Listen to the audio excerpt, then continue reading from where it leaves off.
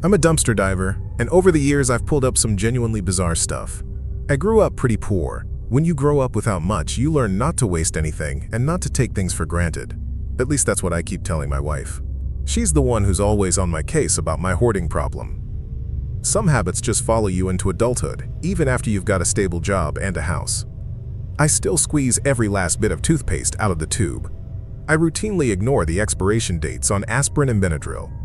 I fix everything I can with duct tape I've dug out of the trash behind a hardware store near my house. None of that, of course, puts a dent in the pile of junk I've been accumulating in the garage, what Gina calls my landfill. People think dumpster diving is shameful, something to be embarrassed about. But the reality couldn't be further from that. I learned early on that people are incredibly wasteful. Grocery stores throw out perfectly good food just because it's getting close to its sell-by date. Move-out season at the dorms is a goldmine for TVs and storage bins.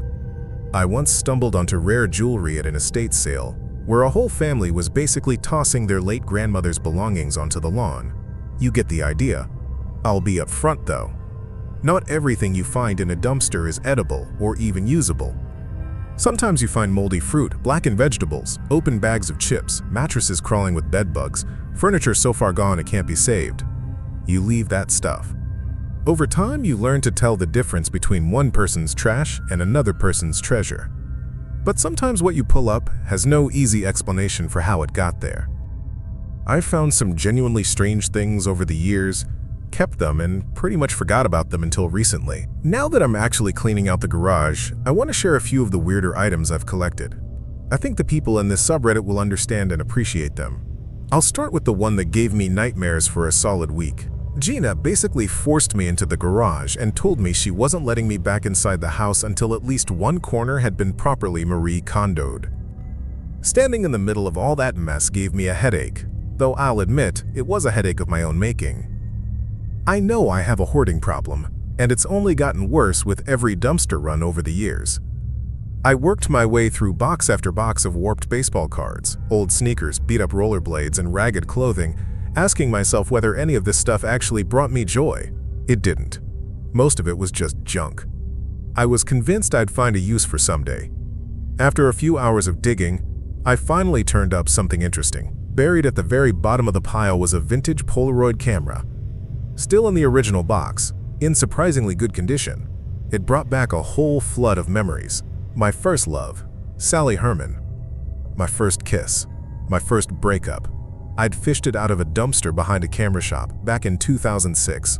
I'd slipped around to the back of the store one day out of pure boredom and curiosity, and struck gold. Wedged between two black trash bags was this Polaroid. It looked practically new, still sitting in its original box. I figured it would make a perfect birthday gift for Sally, who had just gotten into photography. And right next to the camera was a whole stack of brand new film packs that had been thrown out along with it. Perfect. At least that's what I thought at the time. Sally was thrilled. She'd wanted a good Polaroid camera for ages. She didn't need to know I'd essentially gotten it for free. She insisted on using it right away, so the two of us drove down to a nearby beach to take some photos. "Charlie, look over here!" She snapped one of me while I wasn't ready, cold ocean water lapping at my feet. I laughed.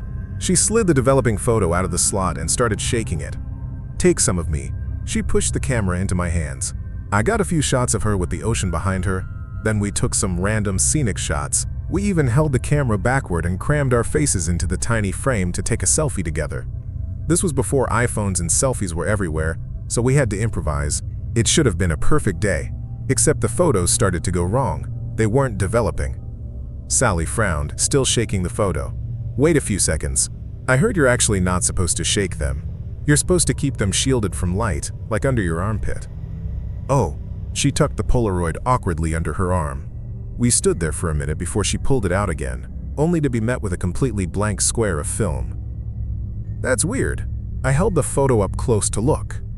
The camera itself looked perfect from the outside, aside from the slightly dented box I'd originally found it in. Something was probably wrong with it. "Seems like it might be defective," Sally said. "Where did you buy it? Maybe we can return it." "Oh, that camera shop on the corner of Main and Maple." Sally looked confused. "You mean Fred's Cameras and Imaging?" "Charlie, That place has been closed for months." "What?" "No, it hasn't. I was just there." For real, Fred's friends with my dad. He had to shut down because of a rat infestation from the restaurant next door. The space has been empty ever since. After some persistent questioning, Sally eventually got the truth out of me, that I had pulled the camera out of a dumpster behind the shop. I had to admit everything. I lost my first girlfriend that day, along with a decent chunk of my dignity. In return, I got a broken camera and a life lesson. Never give a girl something you fished out of the trash. The strangest part was that I distinctly remembered seeing someone standing behind the shop counter through the glass when I walked by. It wasn't Fred, but someone was definitely in there, and the inside of the store didn't look abandoned at all. It looked like it was still open for business. I remember being nervous about getting caught digging through those dumpsters, but when I went back later that evening, the place was completely empty, and the dumpsters had been cleared out. That was a trip down memory lane I hadn't asked for. I sighed and rummaged through the Polaroid box looking for where I'd stashed the photos. After that disastrous date, I'd shoved the camera and the blank photos into the box and buried it somewhere I'd never have to look at it again. I didn't want any reminders, but now, on a whim, I figured I'd pull them out for a good cringe and a laugh. The photos were no longer blank. I had to look twice, turning each one over with a mix of confusion and unease. I know my memory isn't that bad. Those photos were completely white when we looked at them at the beach, and they were still blank when I stuffed them in the box back then. Now they were faded and dusty, but images had appeared on every single one. Faint echoes of the shots we'd taken that afternoon. There was the one where I'd been caught off guard, the ones of Sally posing, our sideways selfie. But something was wrong. There was no ocean in the background. It didn't look anything like the beach. Instead, the photos showed a strange, unsettling scene. The one of me had blurred out almost entirely. All that was visible was a vague human silhouette against a deep, murky red background, like a sky at the darkest end of sunset, even though we'd been out in bright midday light. I might have blamed it on bad film if not for the photos of Sally, which grew stranger with each one. Her face in each successive frame carried a look of growing unease, then outright fear. I clearly remembered her smiling in every one of those shots. The tension on her face now sent a chill straight down my spine. In the selfie, she was in focus and sharp, while my face was smeared off to the side, barely recognizable. All of these photos were clearly from that day, and yet weren't from the same place at all. I picked up the Polaroid and turned it over in my hands, examining it. It looked just as I'd left it all those years ago, minus a thick layer of dust. I pressed the shutter button to see if it would still fire, and was surprised when it started to eject a photo. But before I could set it down, more photos came shooting out in rapid succession. I scrambled to catch them before they scattered across the garage floor as the camera fired off frame after frame in a continuous burst. I figured maybe it was printing photos that had been jammed up inside, if that's even possible after all these years of sitting untouched. Eventually, it spat out the last few frames, made a sound like a dying engine, and shut off. I pressed the button a few more times, but nothing happened. The photos began developing in my hands, and I held my breath as images emerged on each little square. Sally was in all of them. I tried to arrange them in the order they'd come out. The first few seemed almost innocuous, if you could call anything about a camera spontaneously firing photos of a woman who didn't know she was being watched innocuous. Because that's what these were. Surveillance photos. One showed Sally at her college graduation, talking with friends. Another showed her waiting at a bus stop, eyes fixed somewhere in the distance. One was of her playing baseball, shot from a strange angle. Another caught her standing in front of the house she grew up in, holding her mail. In every single one, she looked slightly uneasy. The realization that she had no idea she was being photographed in any of them made me genuinely nauseous. I felt like I was the stalker, even though these photos had just come out of a camera that had been buried under years of junk in my garage. The next one showed a long, winding dirt road with an older-looking Sally standing alone in the middle of it, the same deep reddish background behind her.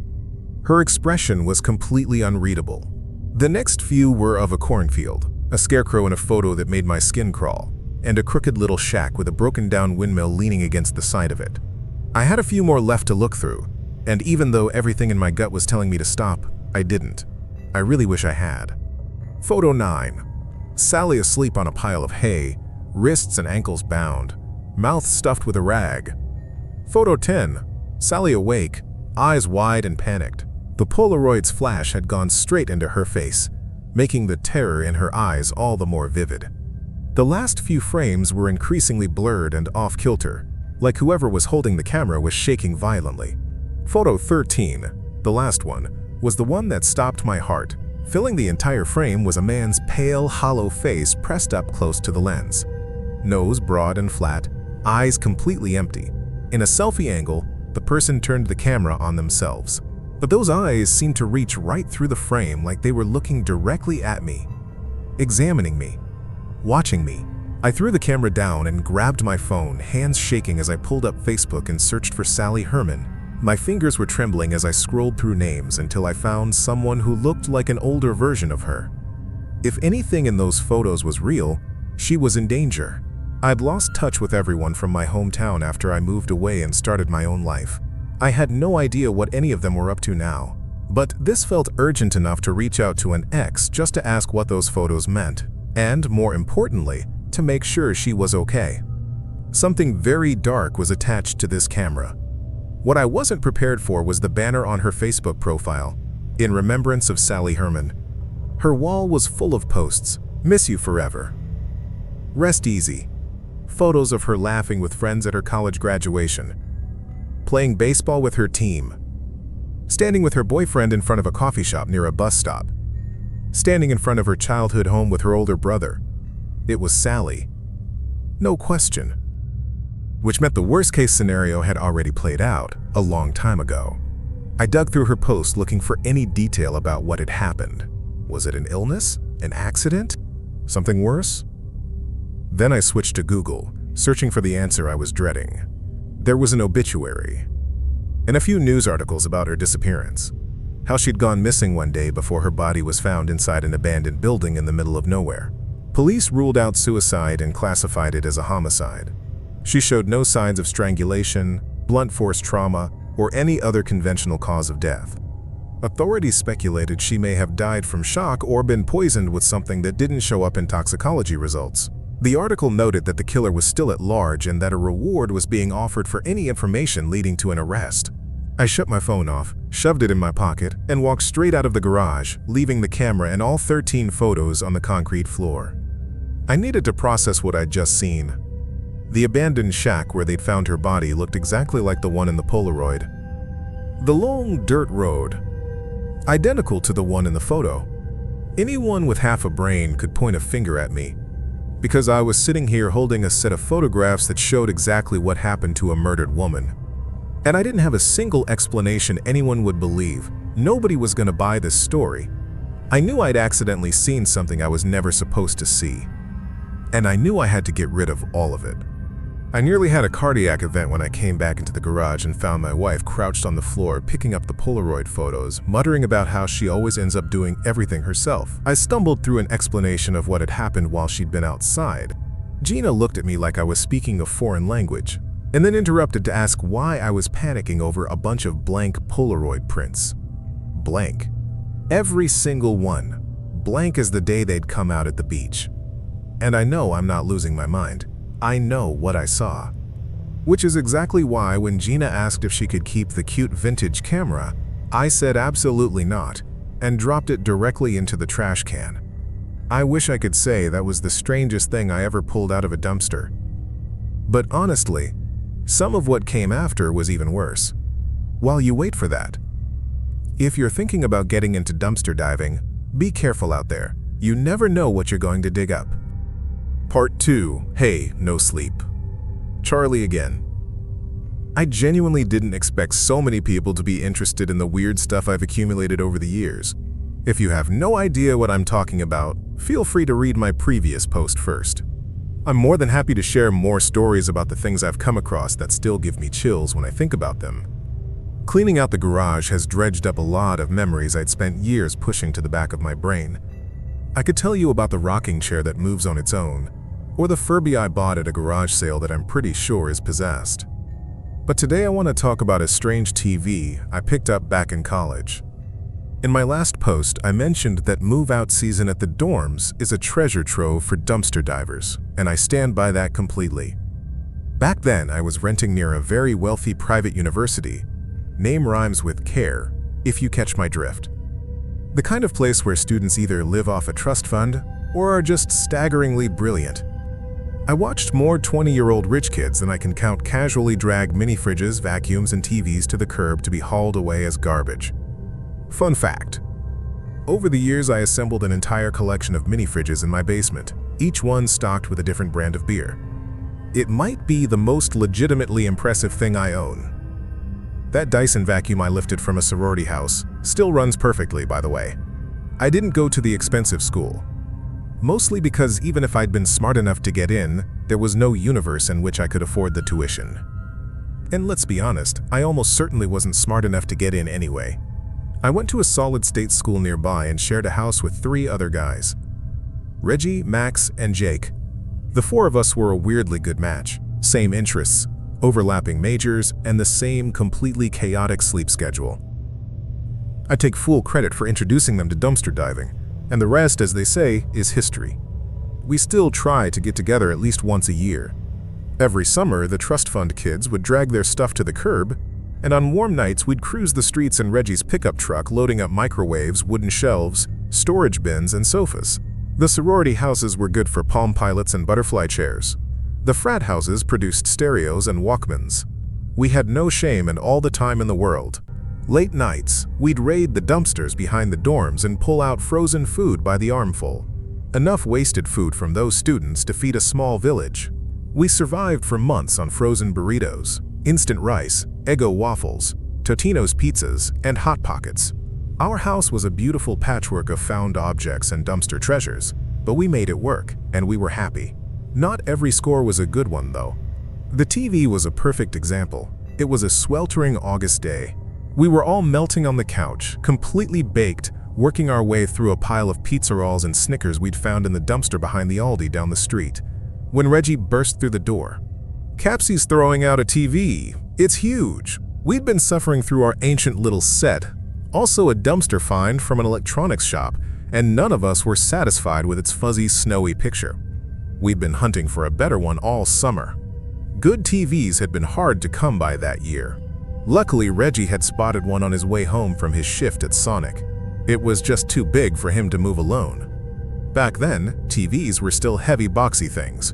Flat screens hadn't taken over yet. The 3 of us who were the most sober, Jake, Max, and me, piled into Reggie's truck and drove to the Capsy house, where the TV was sitting on the curb like it was waiting for us. We thought we'd struck gold, at least in the moment. As we were wrestling the thing into the truck bed, one of the fraternity brothers came out onto the porch with a beer in hand, looking half asleep. "Hey, you guys need help?" He called over, leaning on the railing. "Probably not," Reggie said. We glanced at each other, but my brain was too foggy to come up with a real answer.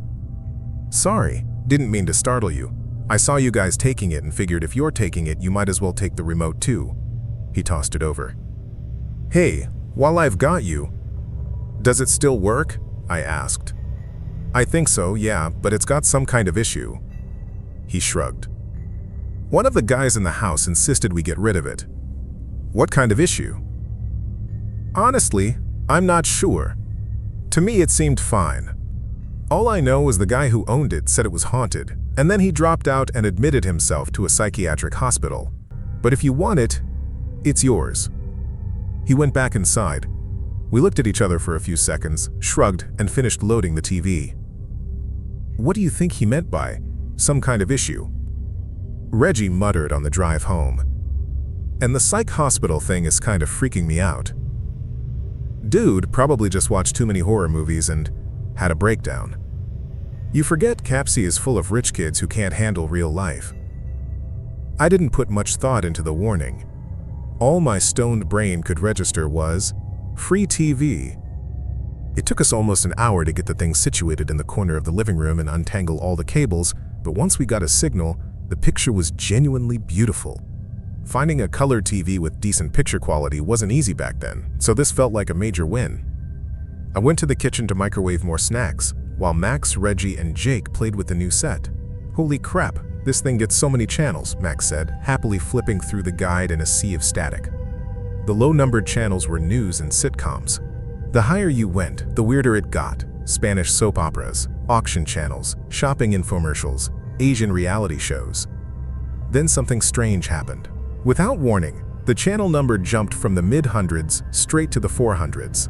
We all noticed, but kept surfing through fuzz until it stopped on channel 444. It was showing what appeared to be the joy of painting in what people back then were starting to call full HD. But something was off. A man sat down in front of a canvas against a light blue background. He had the right look: curly hair, beard, faded jeans, blue button-up. But when he turned to face the camera, it was immediately obvious this wasn't Bob Ross. He worked a gentle smile onto his face, began mixing paint on his palette, swirling a brush. The palette only held shades of red and a block of black. Soft, peaceful music played underneath. "Welcome to the joy of painting," the man murmured. "There are no mistakes here." His voice had a strange cadence, a slight accent, something Eastern European, maybe Russian. "Only happy little accidents." He started to paint, but the scene taking shape on the canvas was anything but peaceful. Instead of the warm orange sunset on the reference photo beside him, he began filling the canvas with a sad face in blood-like red. "Today I don't feel like painting a sunset," he said. "Sometimes we don't have to paint what other people expect." He kept painting. "Sometimes we want to paint whatever the hell we want." "Since when does Bob Ross swear?" I blurted out from the kitchen, startled by the tonal shift. The guys just shrugged and watched. "Where was all of that when I was a child?" the man continued, his smile and his volume both climbing towards something uncomfortable. He was beginning to grind his teeth hard enough that we could see his gums. "You can do anything you want in this world. Artists are allowed to be different." His voice dropped for a moment. "But only after you've given everyone around you exactly what they want first." He looked directly at the camera. "Right? Right?" The brushstrokes on the canvas grew more frantic. He was pressing harder with every pass, bristles fraying and snapping off as he dragged the brush across the canvas with his full weight behind it. "I've given everything to everyone in my life," they said. "We want happy paintings. If you want sad things, watch the news." He let out a strangled laugh. "Watch the news. I watch the news. I don't like it. I really fucking don't." The man was openly crying now, still painting, his knuckles white around the brush handle. The canvas was no longer anything resembling a sunset, just violent, thrashing marks of paint that made no coherent image. It climaxed when he hurled the entire palette at the canvas and smeared it with his bare hands, turning the whole thing into a furious mess of black and red. "You can paint whatever you want," the man whispered, face wet, shoulders shaking. "This is your world." He dropped the palette, walked off frame, and disappeared. Either we got into some seriously weird stuff tonight, or that was absolutely not Bob Ross, Jake said, blinking slowly. "Guys, I'm being serious. We all saw that, right?" "Obviously it wasn't Bob Ross, genius," Max said, and changed the channel to 445. "Probably just some pretentious indie art thing with political metaphors. Maybe, but that dude has problems." The next channel looked like a black and white version of Barney and Friends, if Barney had been stripped of its entire budget. One look, and you knew this wasn't a normal episode. A man in a filthy, worn-out Barney mascot costume sat on a park bench lighting a cigarette between his purple-gloved fingers. The show cut to a group of children walking toward Barney with their arms outstretched. Except on closer inspection, they weren't children. They were small adults wearing children's clothing, hair in pigtails or bowl cuts, arranged to look like kids from the show. Every single one of them looked exhausted and terrified. Two piano notes repeated over and over in the background. "Hello, children," the man in the suit said, with the exact same voice as the fake Bob Ross from the last channel. "Hi, Barney," they all answered in flat, emotionless unison. A woman in a frayed pink dress with pigtails was the last to approach. Her hands were covered in bruises. They were shaking. "What are we learning today, Barney?" she asked. Her voice was trembling. She had a slight Russian accent too, I noticed. Barney reached up and removed the mascot head, revealing the same man from the previous channel. No curly wig, no thick beard now. Just coarse stubble and a noticeably receded hairline. He took a long drag from his cigarette and pressed the burning end against the woman's arm. Today we're learning about manners, Barney said. The woman's face contorted. A polite woman is one who doesn't complain. Like Natalia here. Natalia is a good girl because she listens to Barney and doesn't make a scene the way other women do.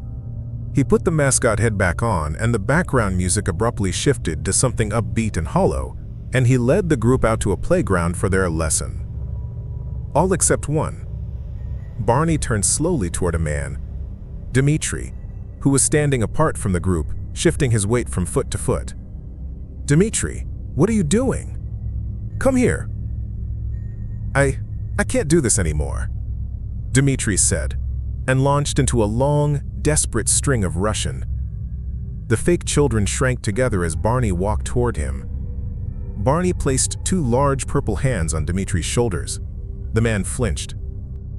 This wasn't the arrangement, Dmitri. You're being a bad friend. Barney shook his head as if he couldn't believe what he was hearing, spoke something back in Russian, almost gently, and then slapped Dmitri hard across the face. Dmitri crumpled to the ground. Barney reached inside the mascot costume and pulled out a handgun. Everything happened too fast. Before we could react, the camera cut to a close-up of the fake children's horrified faces while gunshots rang out one after another. When the camera returned where Dmitri had been standing, there was now just an inflatable doll dressed in his clothes, lying on the ground in a pool of fake blood filled with holes. "What the fuck?" I yelled. Beside me, Reggie let out a strangled groan. So, the lesson for today will be obedience and being a good friend, Barney said cheerfully. A friend who doesn't listen to the friend who helped them isn't going to get very far. At that point, we should have turned the TV off, but the TV wouldn't let us turn it off. Max walked out of the room muttering something about needing to find a new drug dealer. Jake covered his eyes and groaned that he was going to be scarred for life. Reggie and I physically tried to turn the set off. Nothing. We couldn't change the channel either. The terrified performers sang and danced their way through a Russian-language version of the Barney closing song, "I Love You, You Love Me." As they reached the last notes, the shot cut to a ring of inflatable dolls dressed like the performers, lying scattered on the floor. Barney kicked them around a few times, then crawled toward the camera, the purple mascot head filling the frame completely. "And remember, kids," said the man inside. The black plastic eyes stared straight into the lens. "I love you." We hammered the remote trying to get back to PBS or the regular channels, but the TV wouldn't let us go down. Every time we pressed the channel down button, the number only went up. Every channel was him, the same man shoehorned into famous scenes, hijacking other shows and films. There he was, slowly sinking in a kiddie pool, dressed as Jack from Titanic, clutching the hand of an inflatable Rose. There he was in a rumpled suit and disheveled wig at a news desk, reading what sounded like a report about the Chernobyl nuclear disaster. There was a Sesame Street-style segment, with filthy, loose button-eyed sock puppets chanting meaningless Russian phrases. He even appeared as the Grinch, painted full-body green, in a degraded, garbled Christmas special. Each channel that followed was more unhinged than the last. But the final channel was the worst of all. Just when we thought we'd reached our limit, the TV stopped cycling. It wasn't going to let us go any further. The man was staring directly at us now. He was wearing a black bodysuit that covered him from his scalp to his toes. "You don't like the show?" He let out a long, wounded sigh. "Why? Is he talking to us?" Jake whispered. "It's obviously channel 666, Reggie said flatly. "What else would it be? You keep changing the channel. You tried to turn it off. Even though I work so hard to entertain you. That is very rude." He paused. "I know you're watching. I know you can see me." We all went silent as he broke into an extended tirade in Russian, gesturing angrily. None of us knew what he was saying, and we were too frozen to move. We were held hostage by a Russian lunatic's one-man show broadcast through a TV that had stopped obeying the laws of electronics. Even if you ignore me, I will still be heard. I will not be silenced.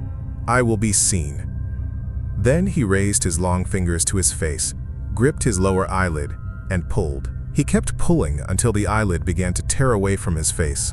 He pulled through the sound of his own sobbing, tears mixing with blood running down from his eye socket, his long, dirty fingernails shredding through the skin to expose the muscle and bone underneath. Jake was screaming. We were frantically trying everything we could think of to kill the TV. Nothing worked. "Is this enough for you? Is it?" The man roared and reached off camera for a knife. But before we had to watch what came next, Max launched out of his room, picked up his old boombox and hurled it directly at the screen. The TV flared and fizzed, went to white static, then went dark. A crack split across the corner of the screen where the boombox had connected. The man's scream cut out mid-note and silence poured in. We stared at each other, mouths open, eyes wide. We had just watched a man tear his own face apart on live television. And if it hadn't been for Max, we probably would have watched what came after. Nobody spoke for a long moment. "You think any of it could have been fake?" Reggie finally asked, breaking the silence. "I don't know. But I know one thing," Jake said. "I am done smoking weed. Effective immediately." The next morning, everything seemed to go back to normal. The TV powered on, the regular channels came in fine, though the crack in the corner of the screen was still there. After that night, we were extremely careful never to flip past channel 15. None of us wanted to stumble back into whatever was waiting up there. As for the story itself, we kind of became campus legends, the guys who had the haunted TV from Capsy. Yeah, we were messed up for a while, but at least it made for a hell of a story at parties. And honestly, the picture quality was too good to throw away. Normal people would have ditched that TV immediately. But the four of us shared maybe 3 brain cells between us, so we talked ourselves into believing it was a one-time thing and moved on. And we were right. For the rest of college, the TV worked perfectly. The man and all his horrible programming never came back. We even found a cheap DVD player at a thrift store and hooked it up so we could watch movies. Looking back now, I completely understand why the previous owner dropped out and checked himself into a hospital. When we graduated and went our separate ways, we had a long debate about whether to trash it or let someone take it. I volunteered to keep it, for sentimental reasons, and hauled it with me when I left. The TV ended up under a pile of hockey sticks and old blankets in the back corner of my garage. I'd done a decent job of blocking out most of my college memories, but all it took was one look at that cracked screen to drag that whole night rushing back. I pulled the TV out to bring it to the curb. It was still just as big and heavy as I remembered, the crack still running across the corner. Part of me half-jokingly wondered whether it would suddenly switch on and start playing those nightmare channels again. Nothing happened. I pushed it to the curb in front of the house and silently hoped no one would take it before the trash truck came. The last thing I needed was for someone else to go through what we went through. Out of curiosity, I texted the old roommates a picture of it sitting on the sidewalk, captioned, "Finally getting rid of this thing." I didn't check my phone until after dinner. When I did, it was flooded with panicked messages from all 3 of them telling me to look at the photo again. In the corner of the TV screen, just barely visible, was the blurry outline of a pale man in a black bodysuit, exactly what he'd been wearing the last time we saw him. I ran outside. The TV was gone. Part 3. Hey, No Sleep. Charlie here. I'm back with another story about the strange things I've picked up over the years. A few people have pointed out that I should really just get rid of all this weird stuff instead of holding on to it for someone else to find. And honestly, they're right. I'm strongly considering rounding up everything bizarre I've ever collected into one pile and setting it on fire. Sorry for the delay on this update. Things at home have been a little chaotic lately. My older brother Ernie came through a few days ago. He's the one who first introduced me to dumpster diving when we were kids. He's in the middle of moving into a new apartment and has a whole box of childhood stuff he can't bring himself to throw away. So naturally, he brought it over here. Gina was not thrilled about another crate of junk entering her life. Our 5-year-old daughter CC, on the other hand, was absolutely beside herself with excitement. "Uncle Ernie, what's this egg thing?" she asked, holding up a scratched-up Tamagotchi she'd fished out of the box. Back in elementary school, Ernie and I had once stumbled onto an entire case of Tamagotchis that had been tossed in the dumpster behind Toys R Us. Turned out the only defect was torn packaging. We snuck them into school and sold them to classmates for a nice little profit. "That's a Tamagotchi, sis," Ernie said, pressing one of the 3 tiny buttons to wake up the digital creature inside. "It's an electronic pet. You can feed it, take care of it, clean up after it." "A pet," Cece's face lit up, then immediately fell into the most deliberate sad puppy expression known to man. "But Mom and Dad won't let me have a real dog because they say I'm too little." She shot Ernie a pointed look. "Don't even think about buying me a dog, Uncle Ernie. Having a dog is a big responsibility," Jana laughed, ruffling Cece's hair. "But hey, if you take really good care of the Tamagotchi, maybe we'll reconsider." Cece started hopping up and down with joy, furiously mashing the little buttons. Within a few minutes, the beeping wore out its welcome, and she tossed the Tamagotchi aside to dig deeper into the box. "Kind of impressive that thing still works," Ernie said. "Honestly, how old are we? Kids today don't even know what a Tamagotchi is." "You're 40, Ernie. You're old. You're not far behind, little brother." "Mr. Potato Head!" Cece shrieked, grabbing another toy from the box. This potato head had clearly survived some rough times. Most of the face pieces were missing, just one eye and the nose. "Where's his face? Where are Woody and Buzz? How does she know about those?" Ernie looked genuinely baffled. "They released a new Toy Story a few years ago, so we ended up watching the whole series with her from the beginning," Jenna explained. "Wait, there's a 4th one?" Ernie stared at us. "I'm seriously out of touch." "Yeah, you really are," I laughed. "I could get married and have kids, you know. I just choose not to," Ernie folded his arms. "Besides, I'm a great uncle. Look at her. She's having the time of her life." We looked. C had just managed to tangle her hair into a slinky. She was screaming while Gina tried to get her free. "Great time," Ernie agreed. "It's kind of wild," I said, bending down to look into the box. "We actually pulled most of this stuff out of dumpsters."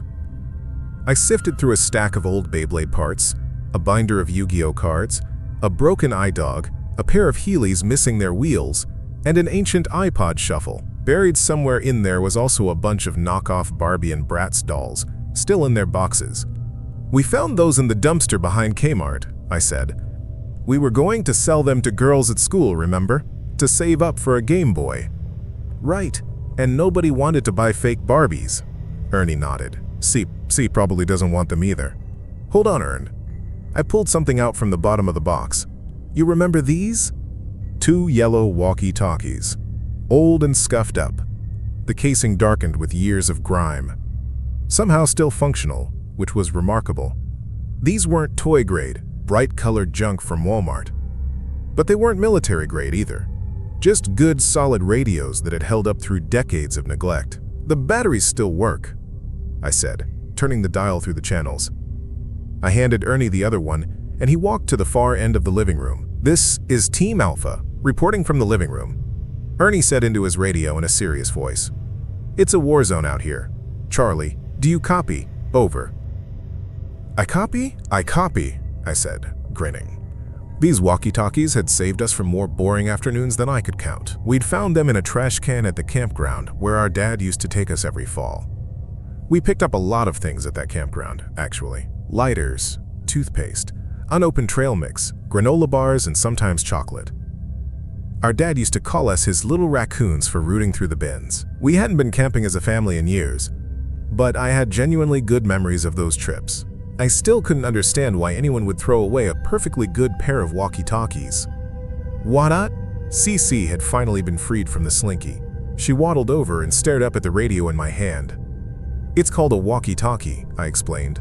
"Back before cell phones, people used these to talk to each other when they were far apart. Like 2 little two-way radios. Spies used them." "Spies?" Cece's eyes went huge. "And police officers." "Wow, I want to be a spy police officer." She clapped both hands together. "You press the button on the side when you want to talk and let go when you want to hear the other person. And you have to end every sentence with 'over' so people know you're done. Ernie demonstrated while CC watched, fascinated. Then, while those two played spy police in the living room, I started closing up the rest of the box. "Don't even think about putting that in the garage," Gina said, eyeing the box with the precision of a hawk. "I'll go through it first. Some of this stuff has sentimental value." "Fine, but by the end of the weekend, it's gone, along with all the other junk." She sighed. "If I'd known one pair of old walkie-talkies would keep her this entertained, I wouldn't have bought her that Switch." "I wonder why kids stopped using walkie-talkies," I said, watching CC and Ernie trade static-filled messages back and forth with complete seriousness. "Cell phones," Gina said. "Yeah, fair enough."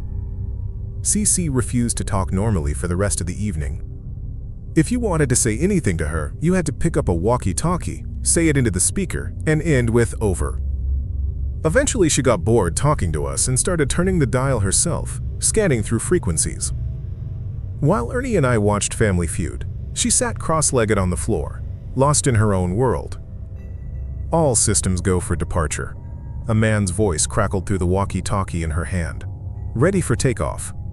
"Dad, Dad, there's someone talking to me!" CC shrieked, startled enough to nearly drop it. Ernie laughed. "You caught a different frequency, that's all. Sometimes these things pick up other radio signals. With one of these, if you tune around enough, you might even hear pilots talking to each other, or police scanners, park rangers. Don't encourage her." Gina cut in. "The last thing we need is her knowing people can hear her, or for some creep on the other end to realize he's on the same frequency as a little kid." I gently took the walkie-talkie from CC's hand. "What's a creep?" CC asked pleasantly. "Nothing. It's way past your bedtime, young lady." "Can I take this upstairs?" She looked at Ernie. She knew which one of us was the soft target. "Let her keep it," Ernie said with a shrug. "What's the harm?" "She has school tomorrow," I said. "I promise I'll go to sleep right away. I just want to hold it." She hugged the radio to her chest. "You keep the other one, Dad." I carried her upstairs, tucked her in, and kissed her goodnight. She still had the walkie-talkie clutched to her chest like a stuffed animal. I was woken up at 1 in the morning by a sharp burst of static. I groaned, pulled both sides of my pillow over my ears, and lay there for a moment, knowing immediately what it was. I should have known better than to trust her to leave it alone. "CC, stop playing with the walkie-talkie," I mumbled, reaching out to grab the one on my nightstand. "Over," muffled giggling from the other end. Then silence, and then the static came back, rising in intervals, louder and more broken. Gina was still sound asleep beside me. "Lucky woman. Honey, please turn it off and go to sleep." "Over," I sighed. The static didn't stop. I sat up, figuring she'd probably just fallen asleep with the button pressed down or something. I climbed out of bed and padded down the hall to her room. "Is anyone there? Can anyone hear me?" I froze in the doorway. That was not CC's voice.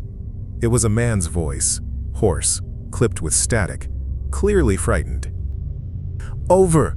I stepped into the room. C was fast asleep in her bed, one arm wrapped around the walkie-talkie. The radio in her hand emitted a low, steady hiss. "Hello?" I said quietly into my own radio, barely above a whisper. "Hello? Hello? Can anyone hear me? Anyone at all? I need help." "Okay, sir, just stay calm. What's your name? Where are you?" I scooped up both walkie-talkies from CC's room without waking her and moved quickly downstairs where Ernie was sleeping on the pull-out couch. "Ern, wake up." I shook him until he opened his eyes.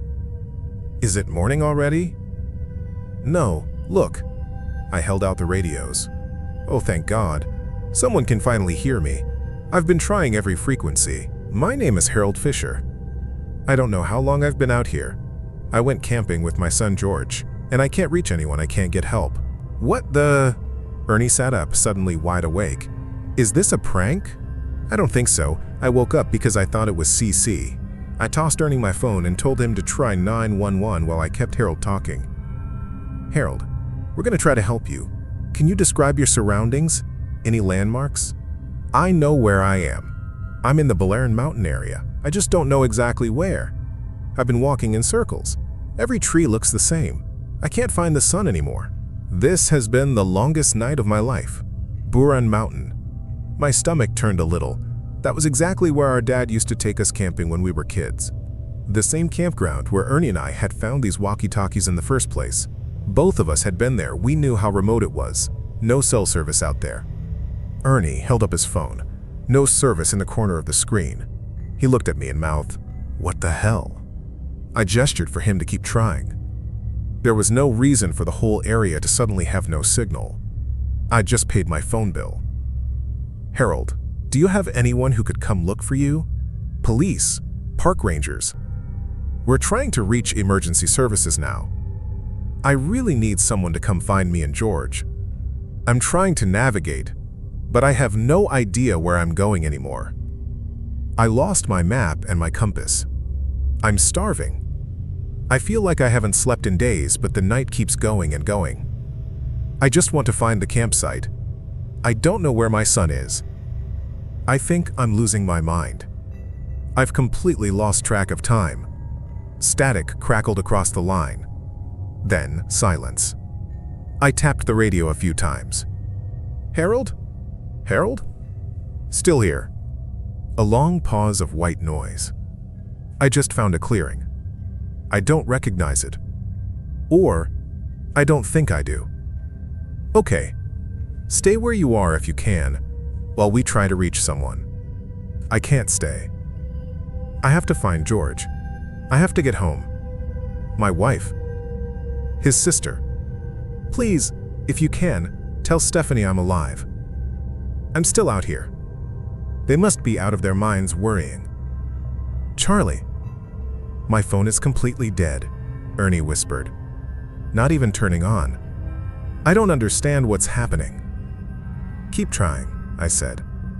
"Harold, do you have a GPS? Anything we can use to locate you? How did you get out there?" "No, nothing. Listen, I just know I went camping. Everything was fine at first."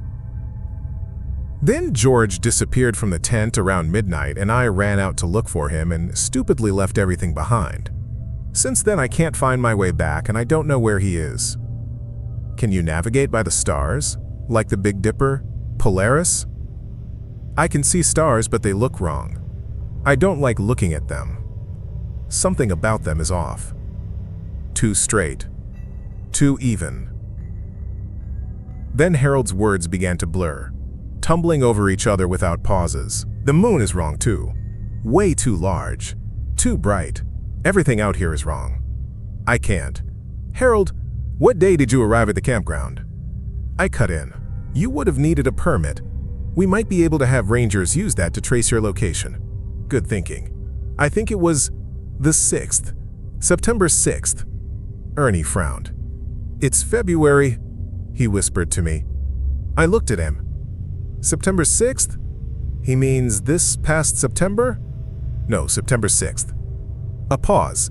"September 6th, 1995. I went completely still. "Sir, I think there might be some confusion. It's 2021. "Wait. I think I can see someone." Harold's breathing quickened. At the same moment, the walkie-talkie from Cece's room, which I'd set on the coffee table, went quiet. The steady static I'd left on it stopped entirely. "Hee hee." A child's laugh drifted through the speaker.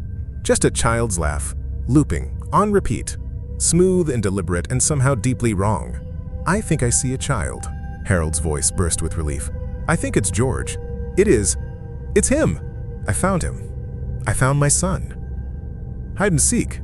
Hide and seek," the child's voice sang very softly from the radio on the table. Oh, God. Ernie grabbed the walkie-talkie from my hand. We had both arrived at the same terrible conclusion at the same time. "Harold, don't go near that child. Don't approach whatever you're seeing." Ernie's voice was urgent, clear, direct, but it was useless. Harold was still holding his button down, which meant he wasn't hearing a word from our end. Oh no, Harold's voice broke. That's not. He made a sound like a man unraveling.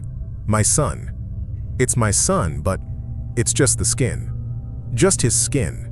Everything is flat. And his eyes are gone. Empty. Harold, whatever you're seeing, it is not your son." Ernie started. "Why is he hanging from the tree like that? Why would anyone who did this, Who hung George up there? Harold's voice cracked completely. Oh God. He's moving. He can't move. He's just skin. Why is he moving? Why is he smiling? A piercing shriek tore through both speakers simultaneously. Ernie and I both dropped the radios by reflex. The shriek faded, then gave way to total silence, until one clear, clean voice slipped through both radios with no static at all. Found you. Followed by a child's bright, gleeful laugh. Something is coming out of him. We heard Harold scream, then the sound of footsteps crashing through underbrush, leaves snapping and shattering, his breathing ragged and labored, filling the speaker as though he were running right alongside us. He wasn't alone anymore. Something was following him through the trees. We could hear it. Laughter, high and frantic, and wrong, keeping pace just behind him. And there was nothing we could do. We heard him gasp, his feet leave the ground, and then the crack of something landing hard. My ankle, Harold sobbed. All hope drained from his voice in an instant. It's got my ankle. It has me. I can't get anyone, Ernie yelled. The phone is completely dead. No, please. Help me. Somebody please. He was trying to drag himself forward. We could hear him scrabbling at the ground, trying to pull himself away from whatever had hold of him. Harold, can you hear us? But somewhere deep down, I already knew we'd never hear his voice again. There was one last wet, awful sound. One final scream, cut off clean like a snipped wire. Then absolute silence. Ernie and I sat frozen on the couch. Neither of us breathed. The walkie-talkies lay on the floor between us, staring up at nothing. Several minutes passed. Then Harold's voice came back through both speakers. Calm, low, not quite right. Your turn. That's it, I'm done. Ernie snatched both walkie-talkies off the floor and sprinted to the garage. I ran after him, grabbing a hockey stick from near the door out of pure instinct. Ernie found an old baseball bat in the corner of the garage, hurled both radios down onto the concrete floor, and started swinging. I joined him. We beat them until the laughter faded and went quiet. When we finally stopped, breathing hard, all that remained was a pile of crushed yellow plastic and scattered circuits. I prodded the wreckage with my foot. Nothing. Ernie sat down heavily on the floor, his shoulders still shaking with adrenaline. That never happened when we were kids, he said. His voice was unsteady. No, it didn't. We sat in silence for a while, trying to pull ourselves together. You think it could have been an incredibly elaborate prank? Ernie asked. I'd honestly feel better if it was. A pause. What do you think actually happened to Harold? I don't want to think about that, I said. What I didn't say out loud was that I didn't want to spend the rest of my life knowing I might have been the last person to hear a man's final words before something in those woods killed him. And that his wife and daughter, if they existed, had probably spent decades wondering why he just disappeared. I put my head in my hands. I need a legitimate exorcist, and I need to clear out this garage before Gina actually murders me. Or before whatever's on that other end of the line tracks me down next, Ernie added. He held up his phone. Full bars. Cell service was back. C was furious the next morning, of course. She came downstairs immediately demanding to know where her walkie-talkie was. Ernie had already left for work early, so I was alone to weather the storm. I couldn't tell her the truth. I wasn't going to put those images anywhere near her imagination. She was mad enough to refuse her cereal and only eat one piece of toast, which Gina eventually coaxed out of her. I told her the radios had broken and had to be thrown away. She accepted it eventually. But the real reason she was upset, the part that, strange as it sounds, actually made me feel like we'd done the right thing. My friend George said he wanted to play hide-and-seek with me tomorrow, she said, lower lip trembling. And now I can't talk to him anymore.